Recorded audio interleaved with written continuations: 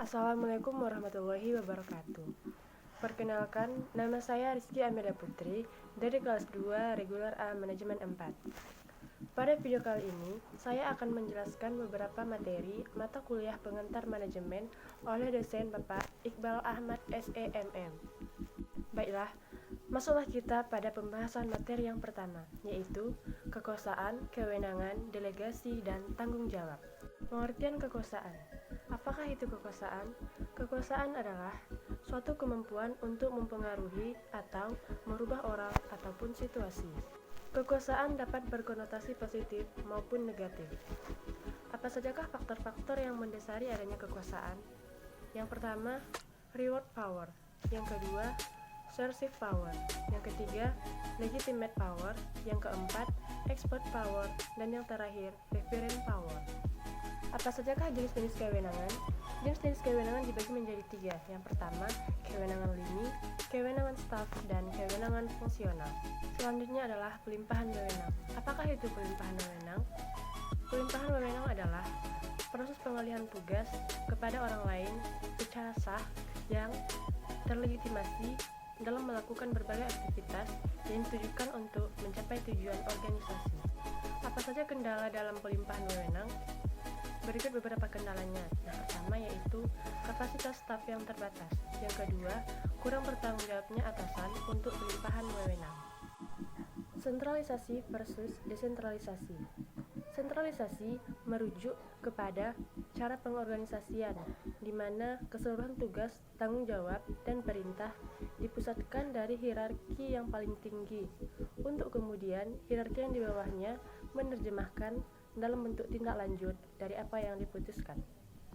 Sedangkan desentralisasi merupakan pelimpahan kewenangan dari hierarki yang paling atas kepada yang lebih rendah dalam hal pengambilan keputusan dan penentuan dengan cara bagaimana kegiatan dijalankan. Masuklah kita pada materi yang kedua, yaitu 2 konsep penting fungsi pengarahan pada individu. Yang pertama yaitu pengertian motivasi. Apakah itu motivasi? Motivasi adalah sesuatu yang mendorong seseorang untuk menunjukkan perilaku tertentu. Kemudian, apa saja faktor kinerjanya? Yaitu yang pertama motivasi, yang kedua kemampuan, dan yang terakhir lingkungan pekerjaan. Ada beberapa pendekatan mengenai motivasi. Yang pertama, pendekatan tradisional, pendekatan relasi manusia, dan pendekatan sumber daya manusia.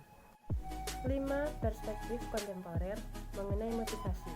Yang pertama, perspektif kebutuhan. Yang kedua, perspektif keseimbangan.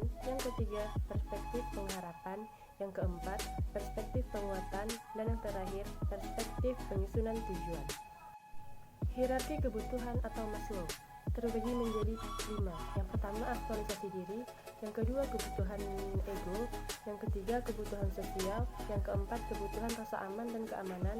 Dan yang terakhir adalah kebutuhan fisiologis. Selanjutnya, apa saja yang membedakan teori Maslow dengan teori ERG? Berikut yang membedakannya. Untuk teori Maslow, cenderung berpandangan bahwa sekiranya kebutuhan di tingkat atas muncul, maka kebutuhan yang secara hierarki di bawahnya cenderung tidak ada lagi. Sedangkan ERG atau Aldefer berpandangan sebaliknya, bahwa sekiranya kebutuhan growth tercapai, tidak berarti orang tersebut tidak membutuhkan lagi extensions atau relatedness. Ada 2 teori faktor dari Herzberg, yaitu yang pertama motivating factor dan yang kedua hygienist factor. 3 komponen utama dalam perspektif harapan. Yang pertama yaitu pengharapan terhadap hasil yang akan diperoleh. Yang kedua, dorongan terhadap motivasi. Dan yang terakhir, pengharapan akan usaha yang dilakukan. Modifikasi perilaku. Apa saja yang termasuk modifikasi perilaku? Yang pertama yaitu penguatan positif.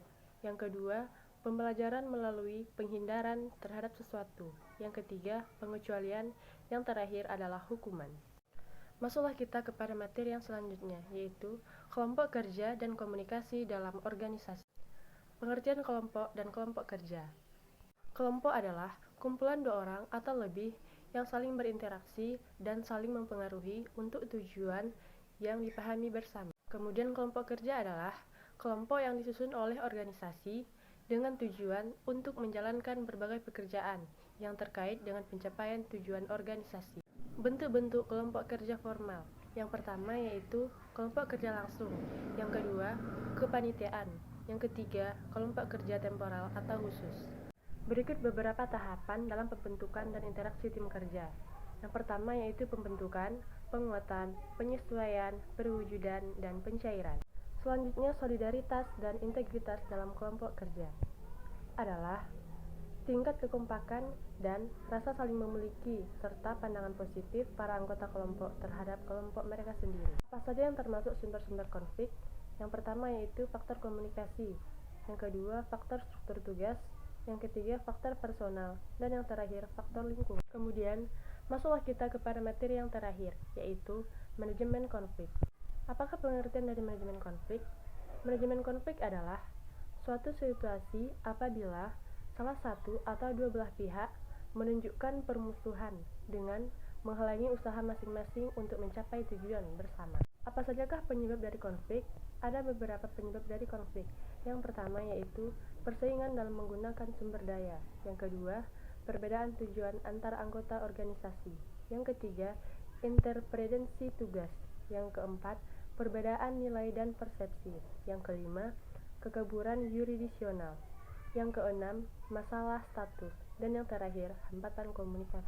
Apabila ada penyebab konflik, tentu pastinya ada akibat dari konflik. Nah, apa sajakah akibat dari konflik? Berikut beberapa akibat dari konflik. Akibat negatifnya yang pertama yaitu menghambat komunikasi, mengganggu kohesi, mengganggu kerjasama, menumbuhkan ketidakpuasan terhadap pekerjaan. Kemudian, apa saja akibat positif dari konflik tersebut? Yang pertama yaitu membuat organisasi tetap hidup dan harmonis. Yang kedua, berusaha menyesuaikan diri dengan lingkungannya. Yang ketiga, memunculkan keputusan-keputusan yang bersifat inovatif. Kemudian, bagaimana cara mengatasi konflik tersebut? Berikut beberapa cara mengatasi konflik. Yang pertama, rujuk. Yang kedua, persuasi.